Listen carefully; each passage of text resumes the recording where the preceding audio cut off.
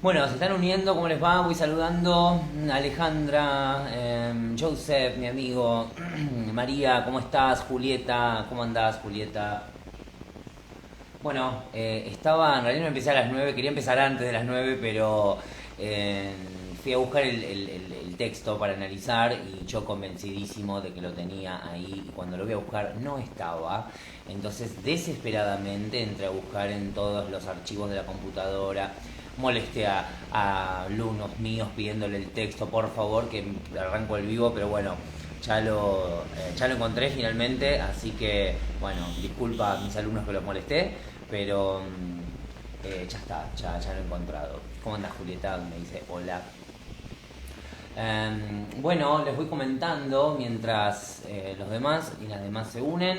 Hoy voy a hacer un vivo sobre análisis del discurso, ¿sí? Que es algo que venimos practicando también hace bastante y también para los que cursan semiología, más que nada la cátedra Di Stefano, eh, hacen análisis del discurso, ¿no? Tal vez los que hacen cátedra Lonchuk también hacen análisis, pero más que el discurso, de la imagen.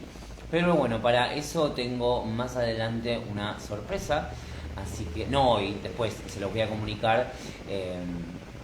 Así que no importa, hoy vamos a hacer el análisis de este tweet, que es un tweet de Cristina Fernández de Kirchner, ¿sí? Seguimos con la misma temática e introduzco algo tal vez novedoso, porque también vamos a hablar un poquito de discurso político, que es un tema que se viene. Bueno, ¿cómo les va a ustedes? ¿Todo bien? Cuéntenme algo antes de arrancar. Tengo mi agua porque si no se me seca la garganta y hoy hay para hablar un montón.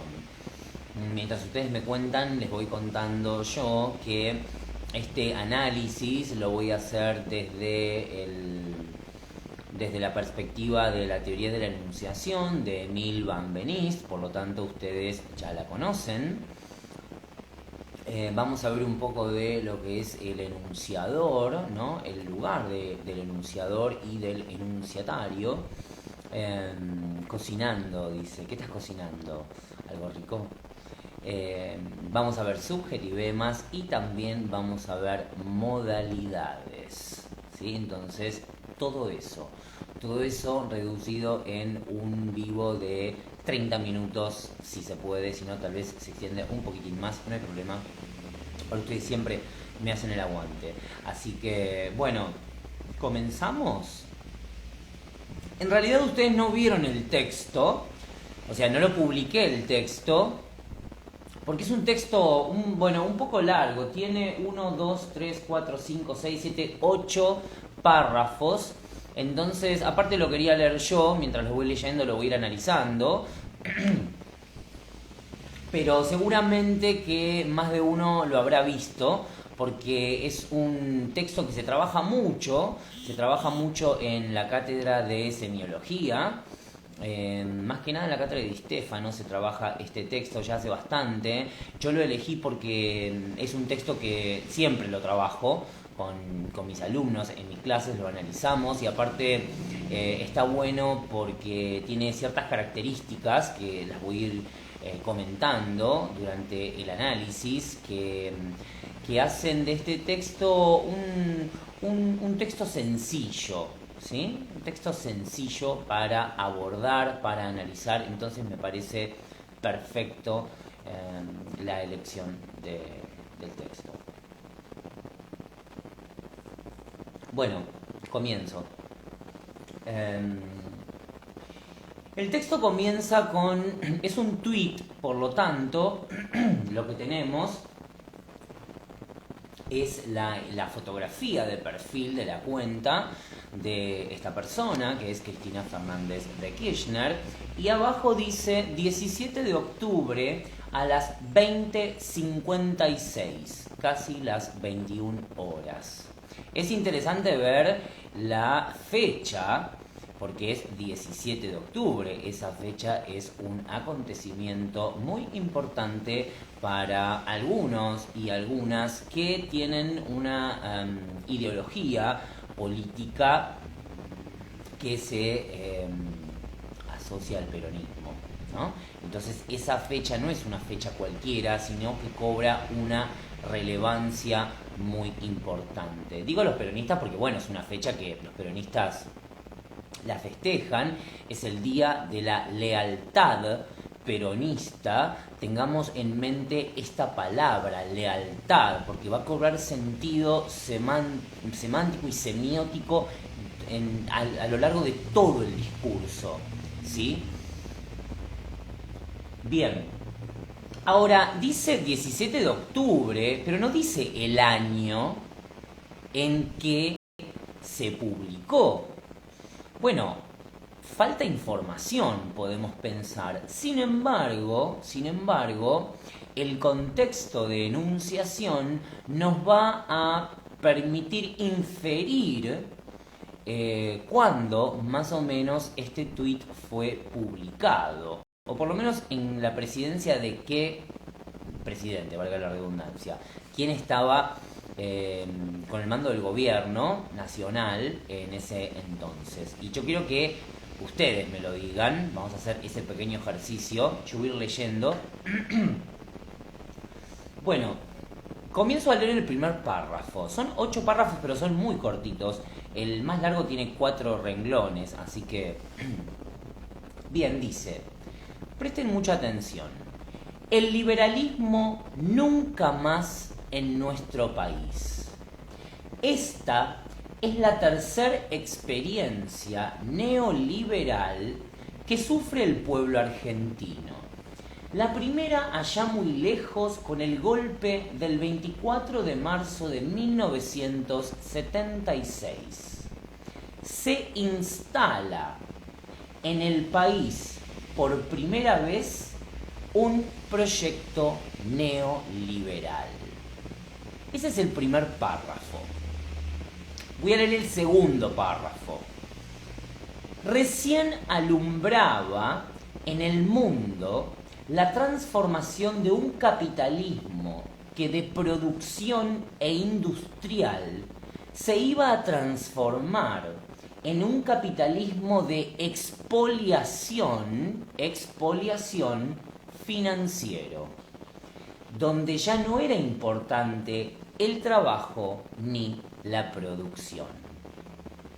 Leo el tercero porque están los 3 encadenados, estos 3 primeros.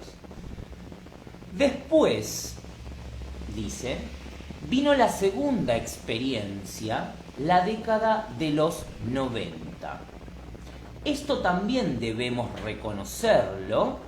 Los partidos populares y democráticos fueron también cooptados, dice, por esto.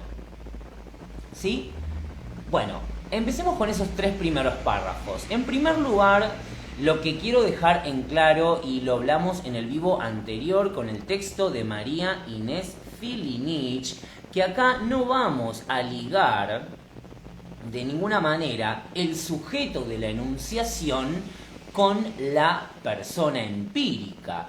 En este sentido estamos hablando que la persona empírica es la figura de la expresidenta Cristina Fernández de Kirchner, que es diferente al sujeto de la enunciación del texto. ¿Se acuerdan que lo hablamos? Bien, entonces, yo para no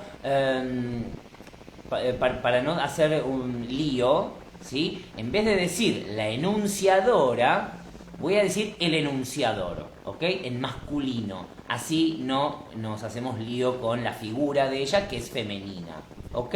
¿Sí? Entonces voy a hablar del el enunciador del texto. Bueno, entonces, vamos con teoría de la enunciación. Acá lo que el enunciador está presentando es, en primer lugar, un recorrido histórico. Un recorrido histórico a través de 3 periodos distintos en la historia de la República Argentina, en la cual se instalaron proyectos de corte y de ideología neoliberal. Recordemos que el neoliberalismo es una teoría política que va de la mano, o sea, es algo nuevo después del liberalismo, ¿no? El liberalismo es también una teoría política, y este neoliberalismo, perdón, me estoy acomodando en la silla. El neoliberalismo es, bueno, este liberalismo nuevo, ¿no? Renovado. Pero vamos a ver qué es lo que plantea este neoliberalismo desde la perspectiva de este enunciador. Entonces, lo que vemos es que el enunciador hace un recorrido y haciendo hincapié en 3 momentos en la historia argentina en donde él cree, porque lo está explicando, lo está exponiendo, lo está enunciando, se instalaron proyectos neoliberales en nuestro país. Entonces, fíjense con qué oración comienza el discurso. Este enunciador dice: el neoliberalismo nunca más en nuestro país. Ahí tenemos una marca de persona, según Van Benist o Filinich, una marca de sujeto enunciador. Cuando dice nuestro país, ese sujeto se está incluyendo en ese nosotros, por eso se llama nosotros inclusivo, ¿no? Dice nuestro país. Bueno, ¿a quiénes incluye en ese nuestro? Por supuesto que a él y a los demás, al resto de los argentinos y las argentinas. Entonces ahí vemos la presencia ya desde el vamos del enunciador, desde la primera oración. Y después estos subjetivemas, ¿no? Nunca más en nuestro país. Por lo tanto podemos inferir que es un enunciador que por supuesto no está a favor de esa ideología o de ese movimiento, de esa teoría política.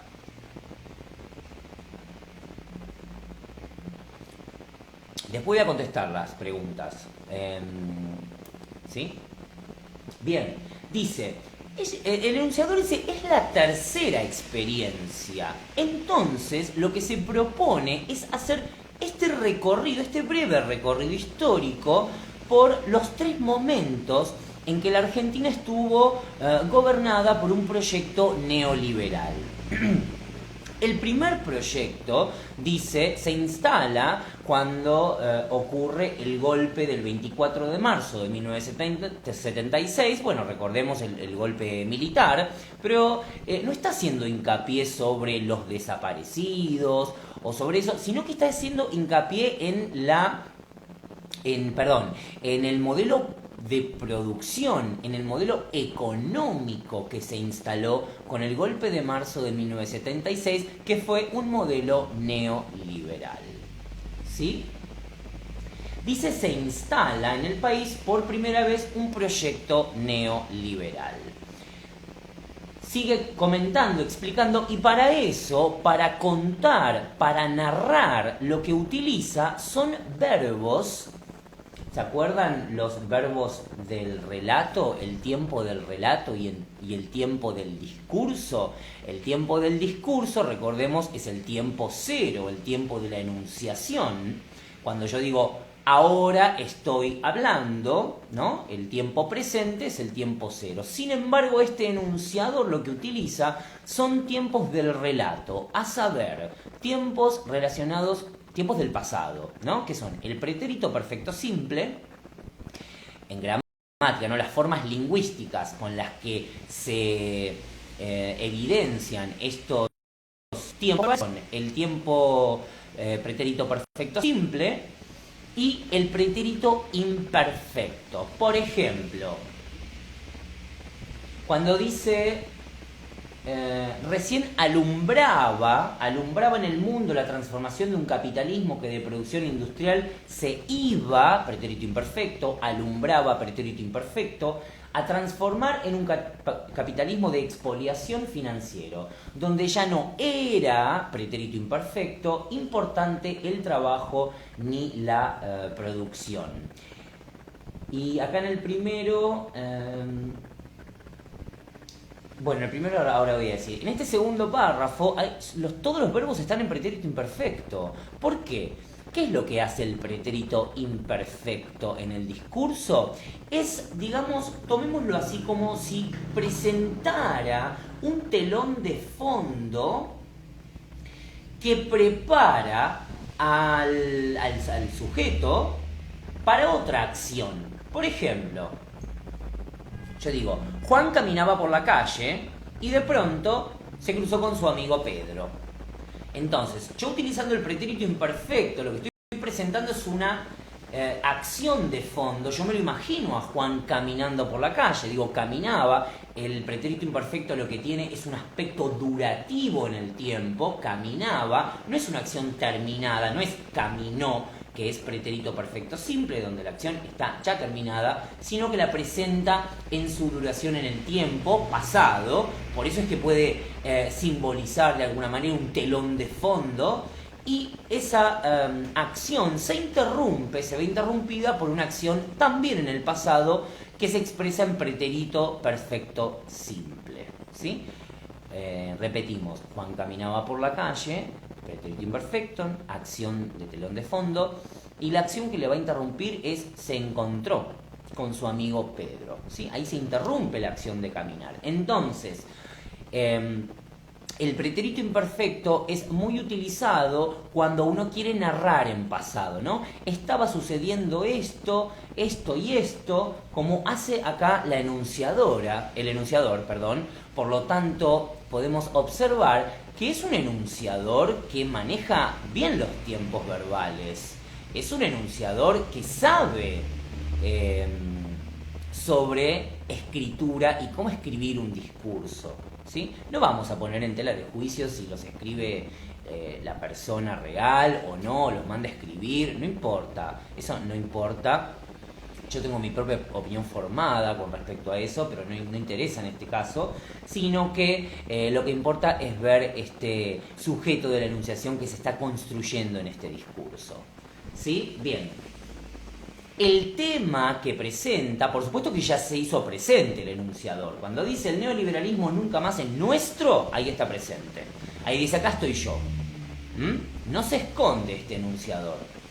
Cuando instala el tema del que va a tratar, que lo dice en la primera oración, el neoliberalismo, bueno, eso lo relacionamos con la tercera persona del singular. ¿Se acuerdan que también Van Benist postula que la enunciación instala dos lugares, el yo enunciador y el tú enunciatario, y la tercera persona es el tema, él o ella, no tiene que ser una persona, es un objeto el tema, ¿sí? Puede ser una persona, puede ser un objeto, puede ser un evento. Acá, en este caso, es el neoliberalismo, ¿sí? Es la tercera persona. Eso también es muy importante porque siempre lo preguntan en los exámenes. Ahí se unió Micaela. Hola Micaela, ¿cómo estás? Bien. Hasta ahora, digamos, salvo este subjetivema, nunca más en nuestro país, que es fuerte, no ha dicho nada más subjetivo. Bien. Leo el cuarto párrafo.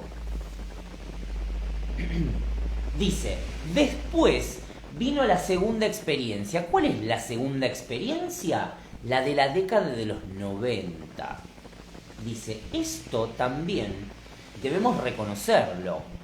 Los partidos populares y democráticos fueron también cooptados por esto. Bueno, en realidad si nos remontamos en la historia, no la historia argentina, sí, la historia argentina también, pero en la historia mundial o de Occidente, sabemos que en el año 89 se instala en Estados Unidos lo que van a ser las nuevas medidas del Fondo Monetario Internacional para, el resto del mundo y por supuesto para los países tercermundistas mucho más todavía, que son todas medidas de corte neoliberalistas.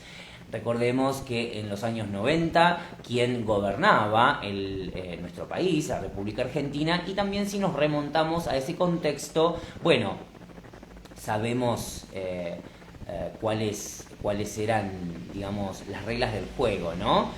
Un peso, un dólar, todo venía del exterior, acá en Argentina se producía muy poco, ¿sí? Entonces eso es importante traerlo a la memoria porque acá el enunciador hace referencia a eso y fíjense qué interesante que dice esto.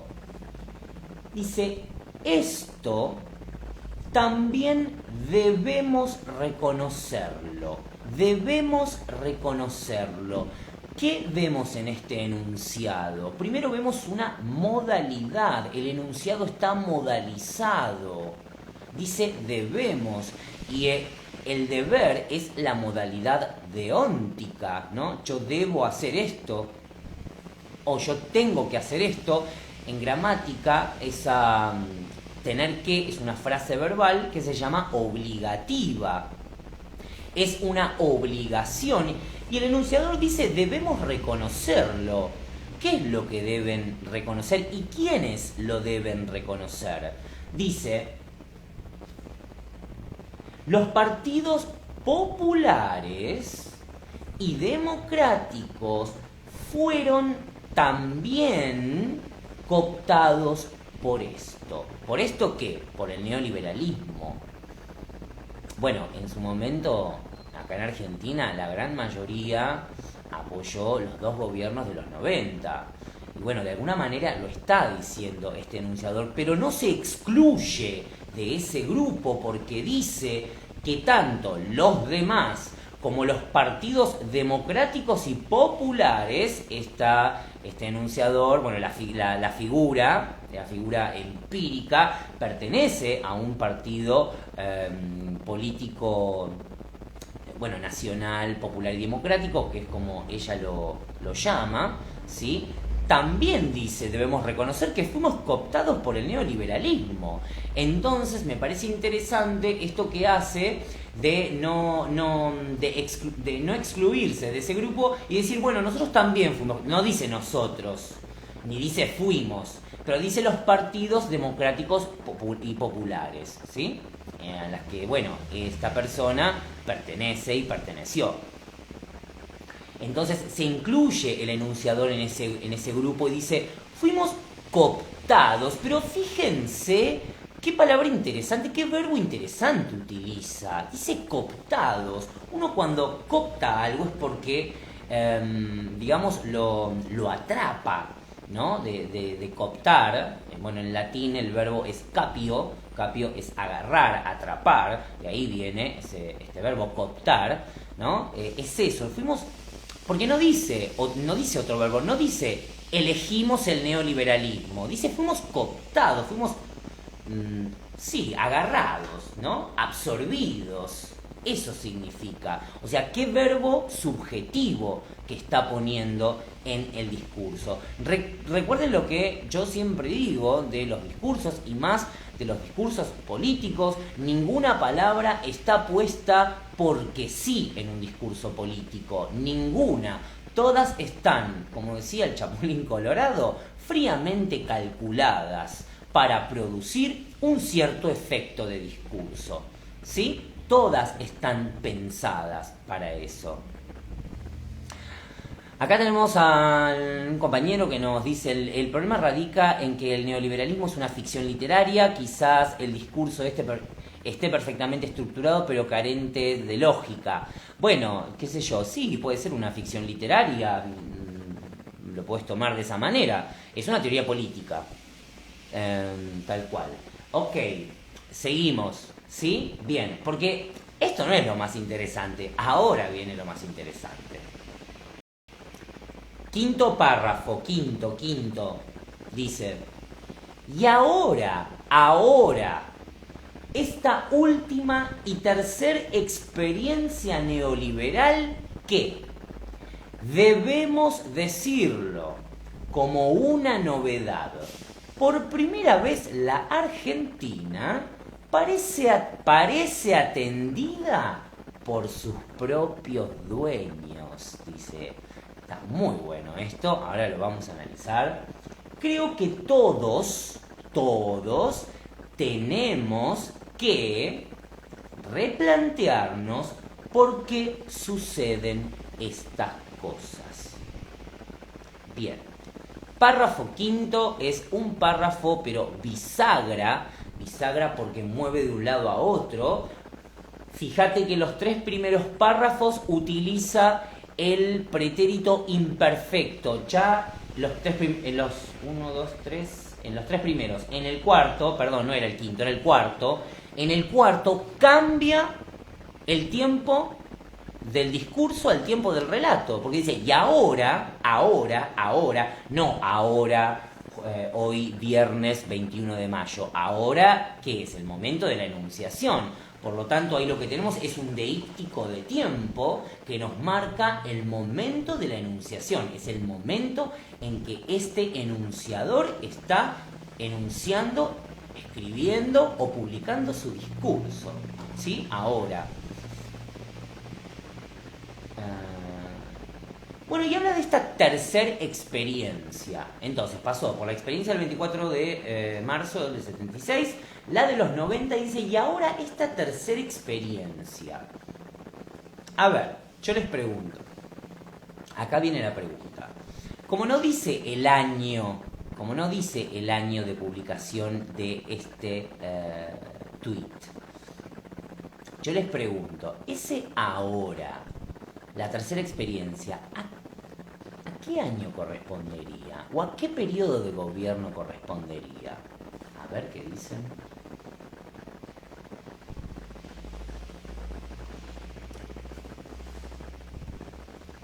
Dice que es una tercera experiencia neoliberal. Pero no es de ahora, 2021, ¿eh? ¿A qué época está haciendo referencia? La época del gato. Es la época de Macri, exactamente. Siempre la época del gobierno macrista, exactamente. La época del gobierno macrista. Muy bien. 2004 en adelante. 2004, uy, te fuiste mucho. 2004 estaba Néstor Kirchner, no estaba Cristina, ni Macri. Claro, es la época de Macri. Fíjense lo que dice. Maxi, el macrismo, muy bien, exacto. Dice, debemos decirlo. Otra vez la modalidad deóntica. Está muy encima de la modalidad deóntica este enunciador en este discurso. Debemos decirlo como una novedad. Por primera vez la Argentina parece atendida por sus propios dueños. Quédense pensando en ese enunciado mientras termino con el párrafo y explico la última partecita porque quiero explicar después esta que es bastante suculenta. Creo que es otro tipo de modalidad, acuérdense, es una modalidad lógica. Creo, dice, no estoy segura, no estoy aseverando con seguridad, estoy diciendo creo, por lo tanto estoy mitigando mi enunciado. Creo que todos tenemos que replantearnos por qué suceden estas cosas. Otra vez, la modalidad deóntica, la frase verbal obligativa, lo presenta como una obligación. Tenemos que replantearnos, nosotros, argentinos y argentinas, y yo también me incluyo, dice, como sociedad. ¿Por qué suceden estas cosas? ¿No? Estas cosas que son las experiencias neoliberales, que ya vemos desde el punto de vista de este enunciador, es una experiencia terrible, mala, no es una experiencia buena. Por eso llama a la reflexión. ¿Sí? A mí me parece que lo que hace es modalizar el enunciado. Dice creo, porque imagínense si lo dijese directamente. Tenemos que replantearnos por qué suceden estas cosas. Bueno, quedaría un poco bastante, como digamos, tal vez un poco violento, ¿no? Decirle, tenés que hacer esto. No, ella dice, creo que deberíamos, ella dice debemos, pero ¿no? Deberíamos plantearnos estas cosas, ¿no? Entonces está mitigando eso para no sonar tan soberbio, ¿no? El enunciado. Entonces, vamos a la oración anterior. Dice, ¿qué es esto que dice, por primera vez parece que la Argentina está atendida por sus dueños? Yo quiero que ustedes reflexionen en ese enunciado, que es un enunciado pero muy bueno, en el sentido de que descubre muchas cuestiones de la historia argentina. ¿Qué es lo que está planteando en este enunciado? A ver, lo que se les ocurra, ¿eh? No es que les estoy tomando examen ni nada. Los leo y las leo.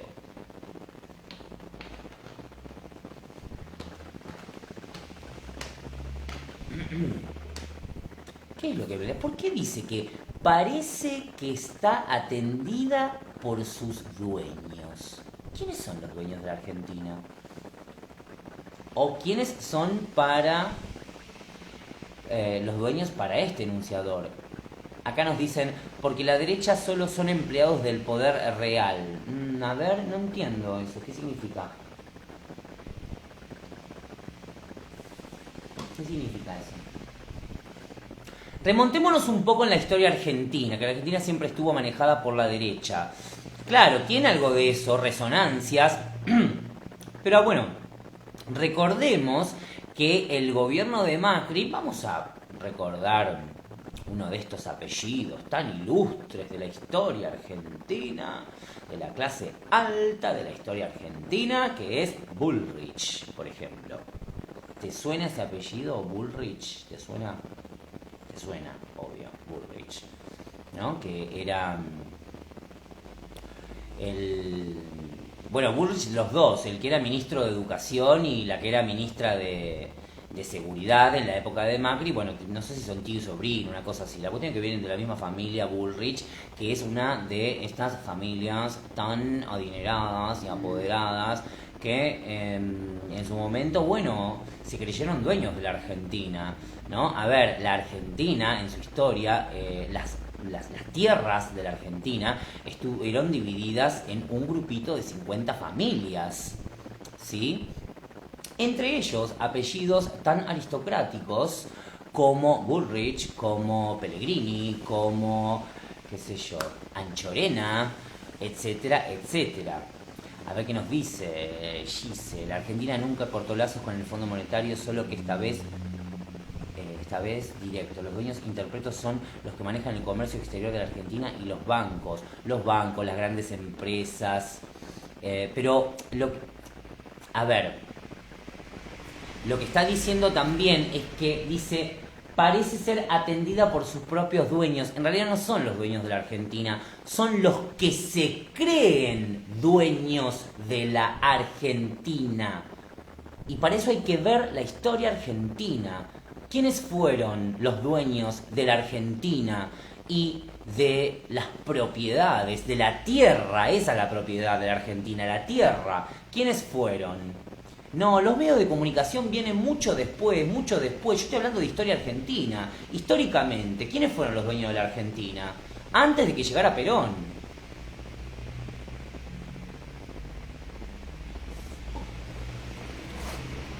¿Quiénes fueron? ¿Se acuerdan? Eso lo habrán leído para ICSE, Introducción al Conocimiento de la Sociedad y el Estado. Los del campo, la gente que tenía campos, esos eran los dueños de la Argentina. Esas eran las 50 familias que repartieron la Argentina cuando había muy pocas familias poderosas. Y por lo tanto lo que establecieron fue un núcleo cerradito así chiquitito de dueños del país o que se creyeron dueños del país. Después, cuando vino Perón y les dijo, no muchachos, ustedes no son dueños de nada, acá el país es de todos, y bueno, y empezó, digamos, no estoy bajando línea, no estoy diciendo nada, estoy contando hechos de la historia argentina, ¿sí? Que eso lo instaló el peronismo, ¿no?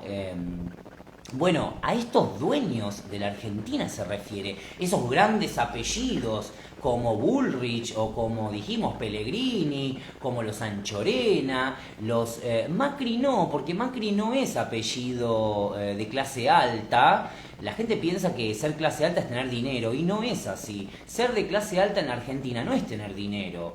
Ser de clase alta es estar ligado a la genealogía, al apellido. Macri tiene, como medio, es doble, ¿no? Porque él tiene Macri de apellido, pero después de la madre es Blanco Villegas. Y Blanco Villegas sí es un apellido de clase alta, ¿no? La clase alta argentina es la de apellido, no la de dinero. Por supuesto que estas pocas familias siempre estuvieron ligadas al dinero, porque bueno, eran dueños de campos y hectáreas y hectáreas y hectáreas de campo. Victoria Ocampo fue la primera mujer en la Argentina que tuvo coche, que tuvo un auto. ¿Pero por qué? Porque era recontra multimillonaria. Y por eso podía dedicarse a escribir y a la literatura, porque imagínate, en los años principios del siglo XX en la Argentina, bueno, ella andaba hablando de Virginia Woolf y escribiendo poemas, pero porque podía, porque no tenía que salir a laburar, ¿sí? ¿Se entiende? Estos son los dueños de la Argentina. Entonces, fíjense que en este enunciado, que es un enunciado también irónico, porque de alguna manera les está diciendo, ¿no? Ella dice, parece, con ese verbo está ironizando, ¿no? Parece que está siendo atendida por sus propios dueños, o en realidad los que se creen que son sus dueños.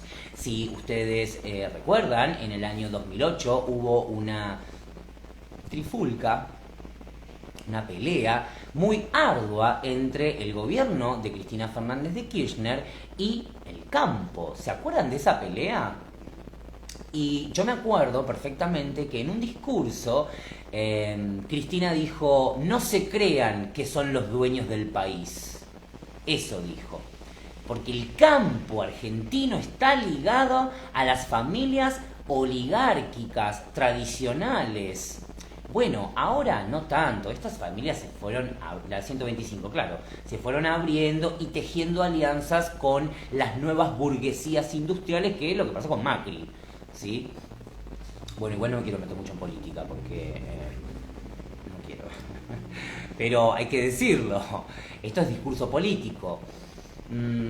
¿Se entiende? ¿Sí? Yo quiero que me digan si se entiende, ¿sí? Lo que yo estoy explicando, ustedes lo van siguiendo. No importa si concuerdan o no concuerdan conmigo, a mí no me interesa eso.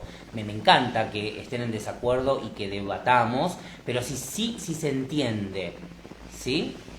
Si se entiende el análisis, cómo estoy aplicando las categorías de Van Benist a este análisis del discurso. Eso, díganme.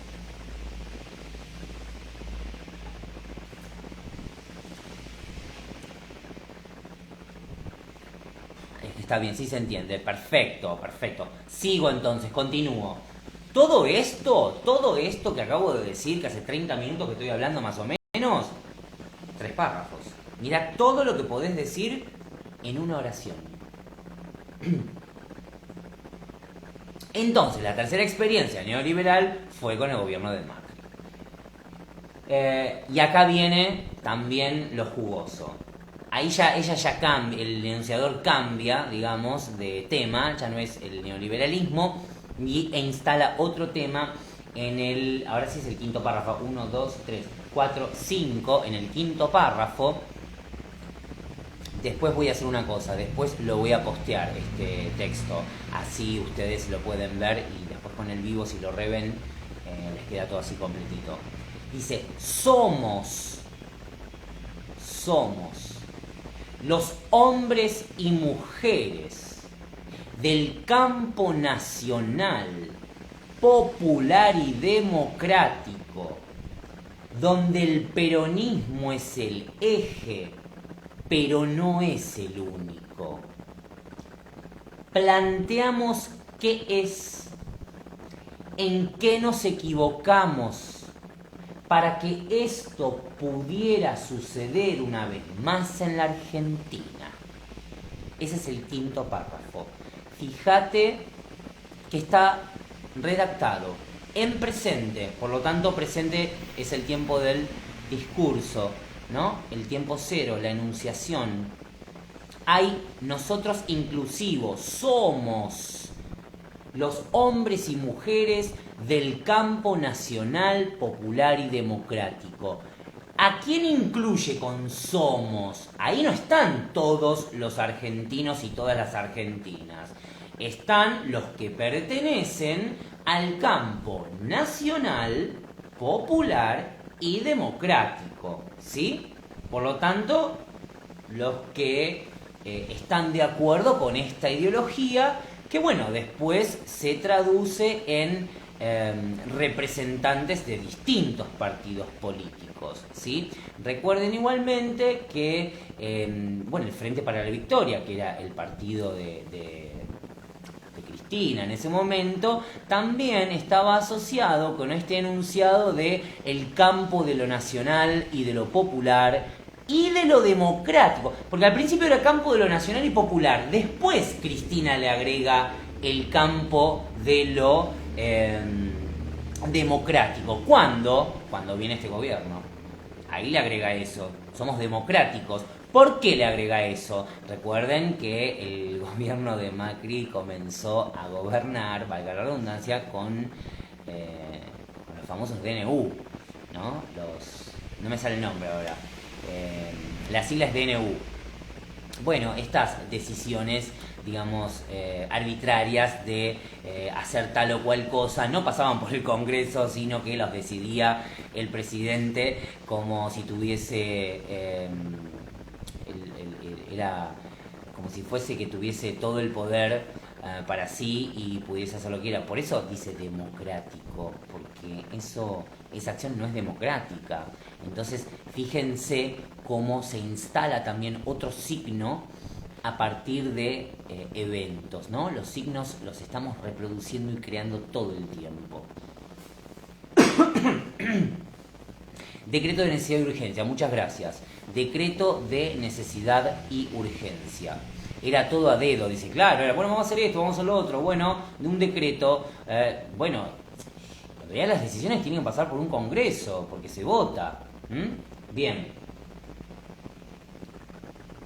Entonces, en este enunciado, fíjate que es muy corto, parece que la Argentina está atendida por sus dueños, fíjate que en este enunciado, en realidad que es cortito, está hablando de la historia argentina también. Fíjate qué importante entonces es conocer el contexto en el cual se inserta un enunciado, porque si yo no conozco el contexto, no conozco la historia argentina, no conozco qué son los peronistas, no conozco qué es la derecha argentina, no voy a poder entender este enunciado de esta manera. Sí lo voy a entender literalmente, pero todo lo que subyace a este enunciado no lo voy a poder captar.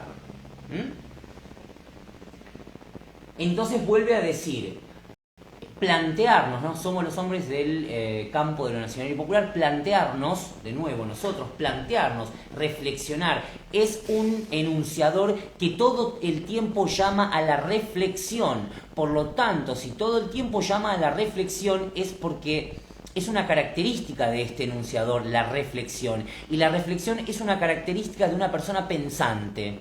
Entonces, este enunciador lo que está diciendo es que es una persona pensante, que es una persona inteligente, que es una persona que no es belicosa, sino que llama a los otros a reflexionar para, bueno, no cometer estos mismos errores, ¿sí? Esto es también lo que se pone en juego con lo dicho y lo no dicho, porque ella está diciendo algo, no dice todas estas cuestiones, pero estas cuestiones también entran a jugar en este enunciado, ¿sí? Y bueno, y acá viene el párrafo. Yo titulé este vivo de hoy, sinceramente, un análisis del discurso de Cristina Fernández por el 17 de octubre. Y lo titulé sinceramente. ¿Por qué lo titulé sinceramente? Porque en el próximo párrafo ella dice, ella no, el enunciador, y sinceramente creo que muchas veces trabajan internamente para dividirnos y enfrentarnos, para hacerle creer a compañeros y compañeras que es posible el destino individual por fuera del conjunto. Qué interesante este enunciado. Vamos a ver este sinceramente. Sinceramente está instalando una modalidad una modalidad de tipo apreciativa, que modaliza, que pone, sí, modaliza, digamos, pone entre dos barras, un paréntesis, todo lo que dice después.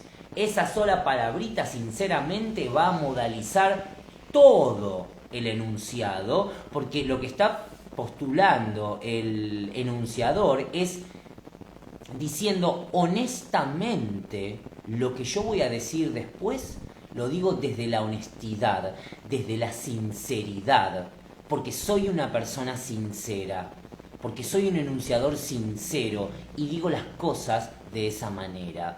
Fíjense qué interesante, que la verdad que no recuerdo si, me parece que este tweet es anterior a la publicación de su libro, sinceramente.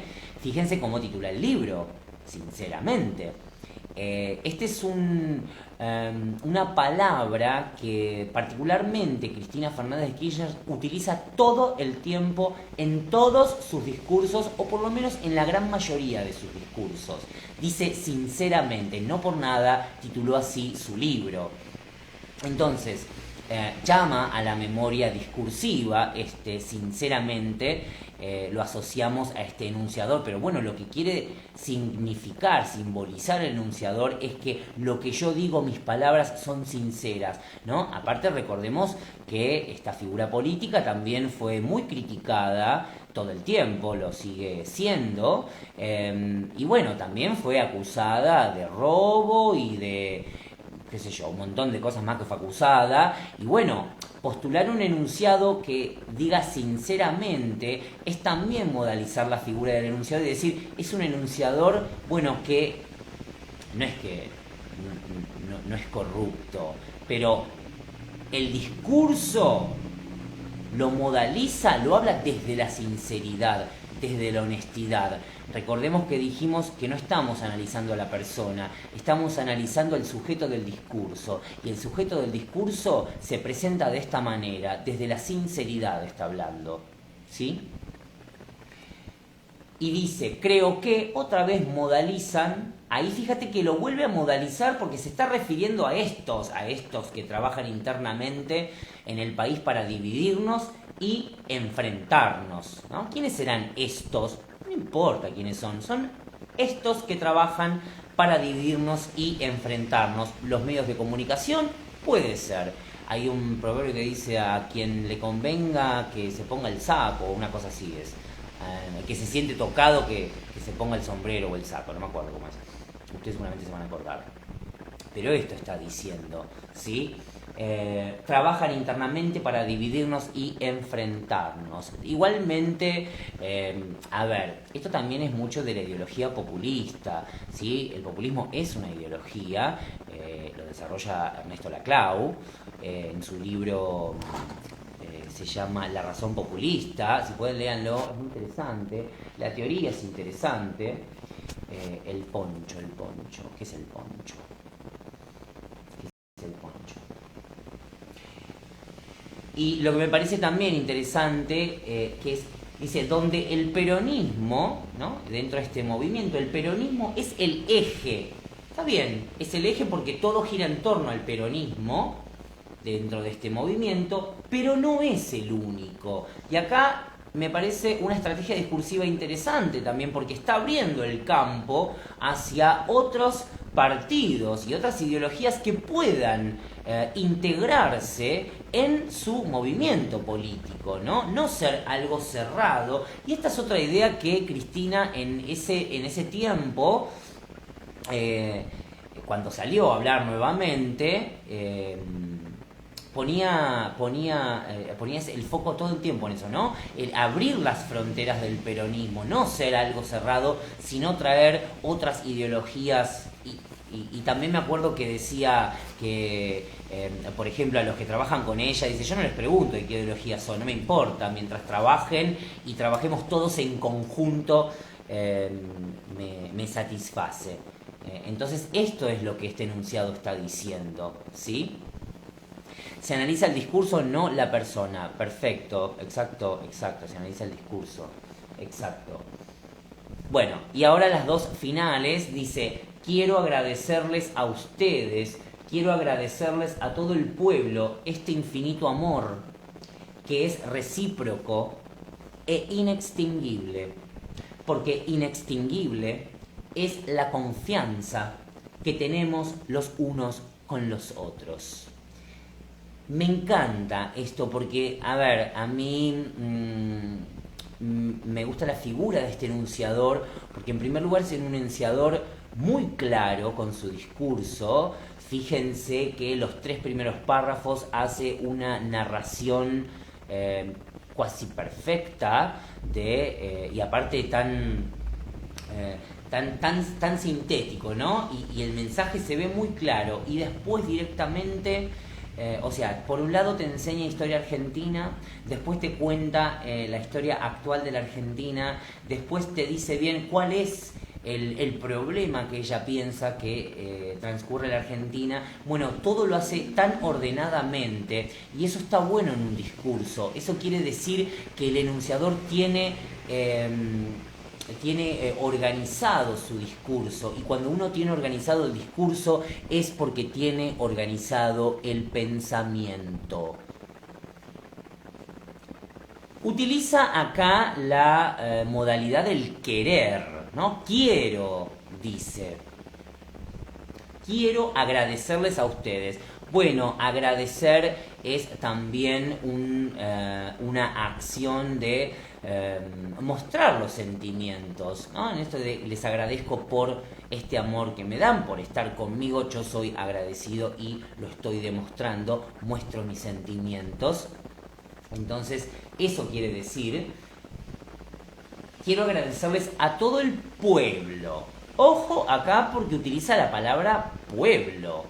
Y el pueblo, sabemos, es un signo o una palabra que no está habilitada en todos o para todos las ideologías, ¿no? Pueblo lo dicen los peronistas, los otros, ¿cómo se llaman? Los radicales, y no sé si utilizan pueblo, tal vez los más nuevitos radicales sí, o los radicales populares sí, pero no así los radicales más conservadores. Me parece que utilizan la palabra república, y pueblo y república no es lo mismo. Inextinguible, qué palabrita, jamás se va a terminar. Exacto, ahora vamos con inextinguible. Entonces fíjense que ella dice pueblo, el pueblo argentino. ¿Quién es el pueblo argentino?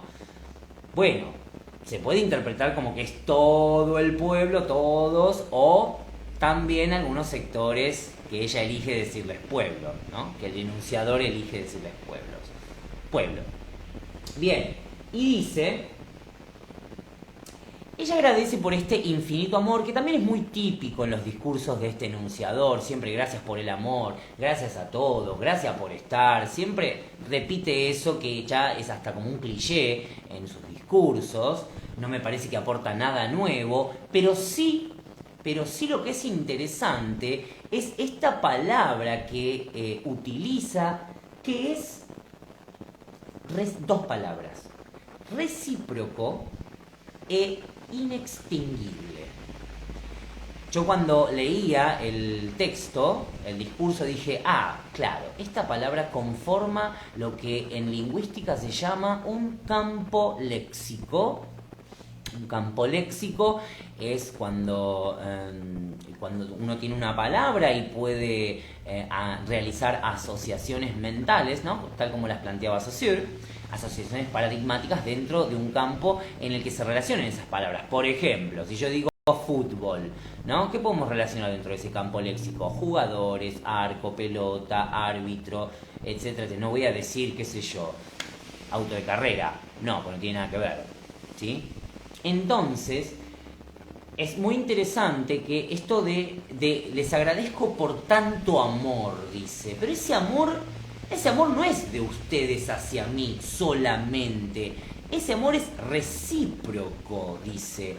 De ustedes hacia mí y de a mí hacia ustedes. Y me parece tan interesante discursivamente, interesante y rápido, porque eso es de una persona inteligente. ¿Qué está haciendo cuando dice que es recíproco? Esta ida y vuelta que ella establece en ese discurso, de alguna manera, lo está enganchando alocutario o a los alocutarios, porque no es lo mismo decir que ustedes me tienen amor a mí como una figurita, que yo decir, yo también les devuelvo ese amor, yo también les tengo amor a ustedes, y es algo recíproco. Entonces nos vinculamos y eso forma una unión entre nosotros. Y no por nada está hablando de unión, porque está hablando para el día del 17 de octubre, que es el día de la lealtad peronista. Entre los peronistas existe, o supuestamente debiera existir, esa unión y esa lealtad y esa fidelidad entre los compañeros y las compañeras. Y acá lo dice, gracias a los compañeros y a las compañeras. También esa palabra forma un campo léxico dentro de lo que es peronismo, porque los socialistas, por ejemplo, no se dicen compañeros, se dicen camaradas entre ellos. Entonces, esto es una palabra que está elegida adrede, a propósito, para generar un efecto discursivo. Genera un vínculo, dice Maxi. Claro, es eso lo que está haciendo, pero fíjense cómo desde el discurso se genera esto. Y dice, y después, entonces, recíproco por un lado e inextinguible. Es tan interesante la palabra inextinguible, porque si hay algo, si hay un objeto de discurso que coloca con la palabra extinguir, ¿qué puede uno extinguir? ¿La raza humana se puede extinguir? Se puede extinguir. Los animales se pueden extinguir. Animales en peligro de extinción se pueden extinguir. Pero hay otra cosa que se une a lo que se extingue, lo que se apaga entre dos personas. ¿Qué es?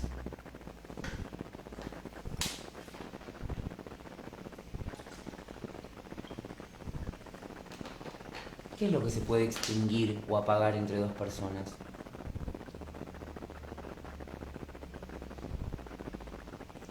A ver si piensan lo mismo que yo.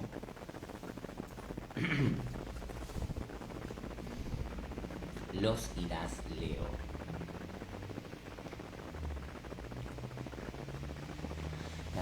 La muerte. La muerte se puede extinguir. El amor, exactamente. El fuego. Me encantó. El amor, pero yo estaba pensando en el fuego. ¿Sí? El fuego se extingue. ¿Cómo se llaman los cositos para apagar el fuego? Eso que hacen así, largan todas esas cosas blancas, horrendas. Extinguidor de fuego se llama. Entonces, fíjate que el verbo extinguir coloca con fuego. Y la plata se va la plata, no se extingue. Se gasta, se va, se chorea, pero no se extingue. El verbo extinguir no coloca con dinero, pero el verbo amor y fuego sí coloca con dinero, iba a decir, me confundiste, con amor.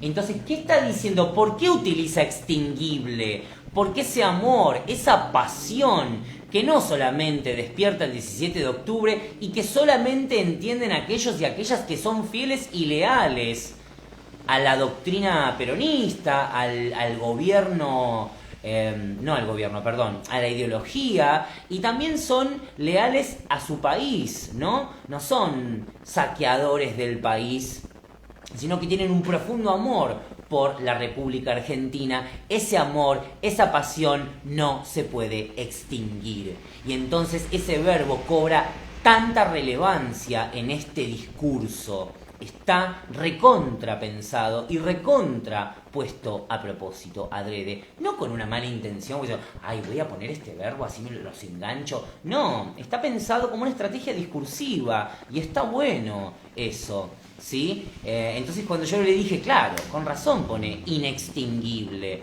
porque lo que se puede extinguir es ese fuego. En realidad lo que no se puede extinguir, porque dice inextinguible, es esa pasión y ese fuego que los une a ellos, pero también está dentro de un movimiento, enmarcado dentro de un movimiento político y dentro de buscar también como la manera de mejorar el país en ese momento. Y por lo tanto eso demuestra amor hacia la patria, hacia el propio país, ¿no? A diferencia de estos que vienen a saquearlos y a dividirnos. Nosotros mostramos amor y ese amor nos extingue. ¿Sí? Termina, finalmente, fíjense que es algo pensado, porque continúa con esta idea en el último párrafo, dice, ustedes conmigo y yo con ustedes. Ustedes conmigo y yo con ustedes. Continúa con este vínculo de reciprocidad. Por eso, gracias por el amor, gracias por la memoria, tengan memoria, acuérdense del 24 de marzo de 1976, acuérdense de la década de los 90, tengamos memoria. Gracias por todo. Los quiero mucho a todos y a todas. Esto también es un cliché de este enunciador que siempre termina sus discursos con los quiero mucho, los abrazo, etcétera, etcétera. Frases que demuestran una relación más íntima, más cercana, por más que sean una gran multitud, decir los quiero a todos, por supuesto que lo coloca en un lugar de persona con sentimientos, ¿no? Y eso es lo que está mostrando.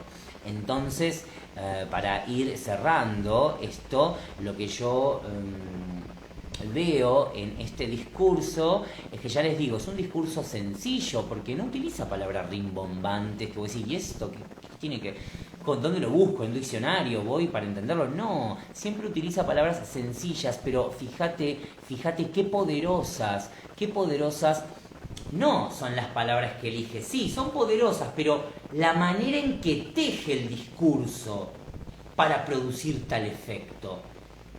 Y esto se ve en todo el discurso. A veces un discurso sencillo no quiere decir un discurso menos valioso. No, para nada.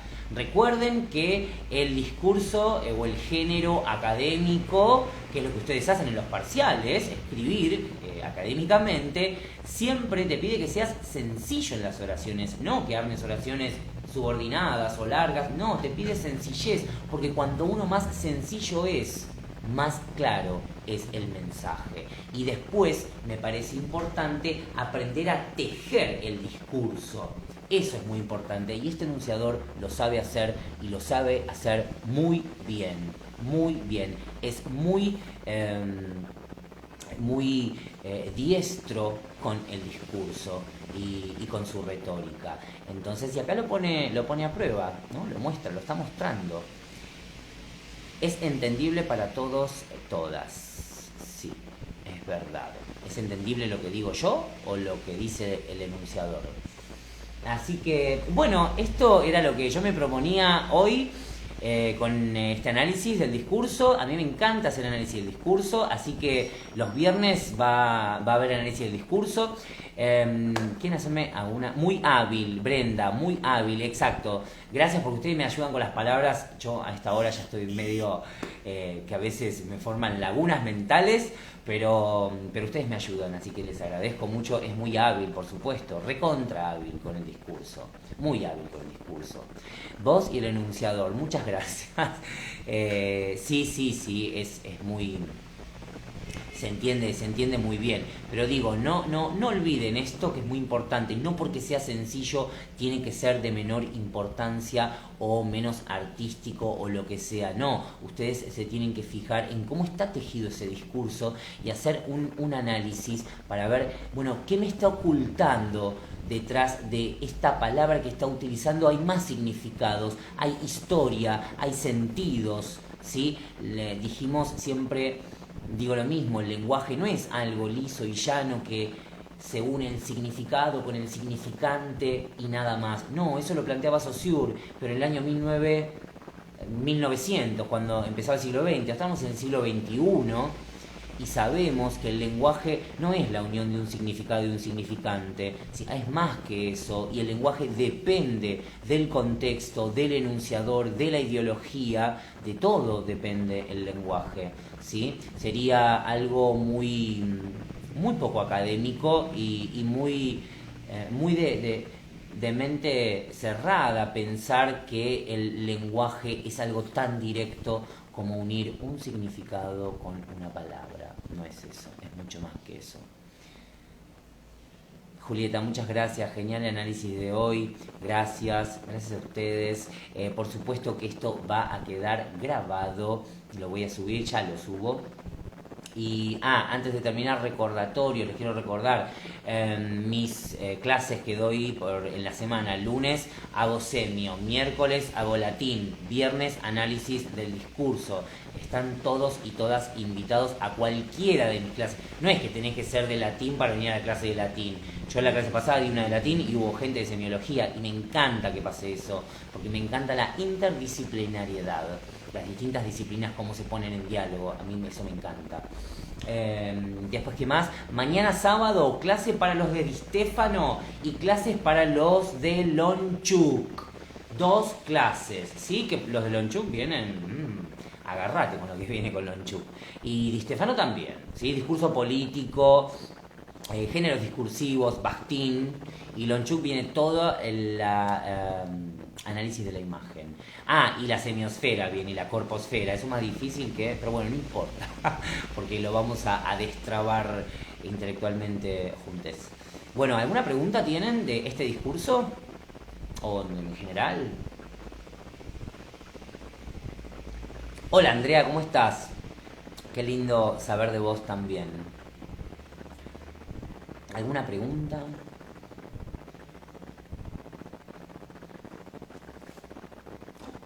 Recuerden que cuando uno analiza discursos, tiene que ir, primero leer todo el discurso, todo, para hacerse un pantallazo general. Después ir párrafo por párrafo. Y yo diría, porque es lo que hago yo, siempre me resultó productivo hacerlo de esta manera, es oración por oración, palabra por palabra. Porque cada palabra oculta algo, oculta nuevos significados. Y las palabras, imagínense que, no sé si ustedes tejen, yo no tejo, pero bueno, el discurso es como un tejido, uno va tejiendo, va uniendo puntos, hasta que finalmente tiene un discurso. El lenguaje es eso, es construir como una casa, ¿no? El constructor, ¿qué hace? Une materiales y construye una casa. Un discurso es lo mismo, uno los materiales ¿cuáles son? Las palabras, los símbolos, para construir mi discurso y producir un efecto, porque siempre los discursos quieren producir efectos sobre las personas. ¿Alguna pregunta? Bueno, si no hay ninguna pregunta, voy a cerrar. Entonces, los saludo a todas y a todos. Muchas gracias como siempre por estar. Nos vamos a seguir viendo, por supuesto. Me escriben, me preguntan, no tengo ningún problema. Saben que me encanta mi trabajo, me encanta intercambiar opiniones también con ustedes. Siempre son bienvenidos y nos vemos en la próxima. Entonces, en un rato subo este video. Bueno, chau, entonces, que anden muy bien. Los saludo. Buen fin de semana.